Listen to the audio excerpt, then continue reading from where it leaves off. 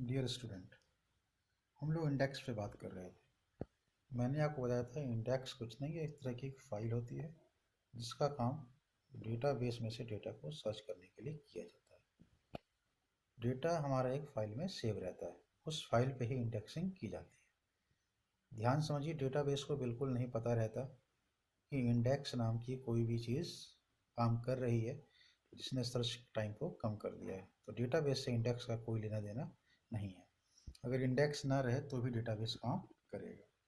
Index दो तरीके के होते हैं, पूछ लिया जाता है कभी कभी। एक का नाम है डेंस इंडेक्स कहा जाता है और एक को कहा जाता है स्पार्स इंडेक्स। डेंस इंडेक्स क्या होता है? डेंस इंडेक्स में इंडेक्स फाइल की हर एक रो मैप रहती है डेटा फाइल की। जितनी बड़ी डेटा फाइल होगी उतनी ही बड़ी इंडेक्स फाइल होगी। बस फ़ायदा क्या रहता है कि इस इंडेक्स फाइल से ये पता चल जाता है कि डेटा कौन से ब्लॉक नंबर पर है। ध्यान देना, हालांकि इसका कोई औचित्य नहीं है। जो मैंने आपको पिछली बार पढ़ाई थी उसे स्पार्स इंडेक्स कहा जाता है। स्पार्स इंडेक्स का मतलब इसमें सिर्फ ब्लॉकों के बारे में जानकारी रहती है। अगर मान लो 1000 ब्लॉक हैं, 10,000 रो हैं, तो डेंस में 10,000 रो की एंट्री रहेगी। लेकिन स्पार्स में रो की एंट्री नहीं रहती, ब्लॉकों के अनुसार एंट्री रहती है। याद है ना, 10,000 रो है तो ब्लॉक कितने थे? 1000। तो इस इंडेक्स में सिर्फ 1000 एंट्री रहती है, इसीलिए इसे स्पार्स इंडेक्सिंग कहा जाता है। इंडेक्सिंग 3 आधार पे की जाती है। पहले को कहा जाता है प्राइमरी इंडेक्स, दूसरे को कहा जाता है क्लस्टरिंग इंडेक्स, तीसरे को कहा जाता है सेकेंडरी इंडेक्स। प्राइमरी इंडेक्स क्या होता है? ध्यान देना, ये जो की है ना,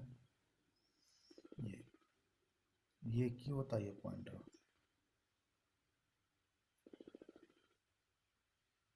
है। ये जो की है इंडेक्स की, अगर ये डेटाबेस के प्राइमरी की के अनुसार बनाई गई है तो इसे प्राइमरी इंडेक्स कहा जाता है।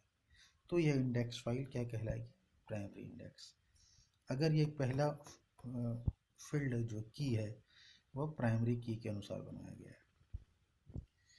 क्लस्टर इंडेक्स क्या होता है? कोई ज़रूरी नहीं होता कि अभी ज़रूरी नहीं है कि जो इंडेक्स फाइल बनाई जाए वो प्राइमरी की के ही बेस पे बनाई जाए। अगर वह किसी दूसरे फील्ड के बेस पे बनाई जाती है, दूसरे एट्रीब्यूट के बेस पे बनाई जाती है, तो उसे क्लस्टर इंडेक्स कहा जाता है।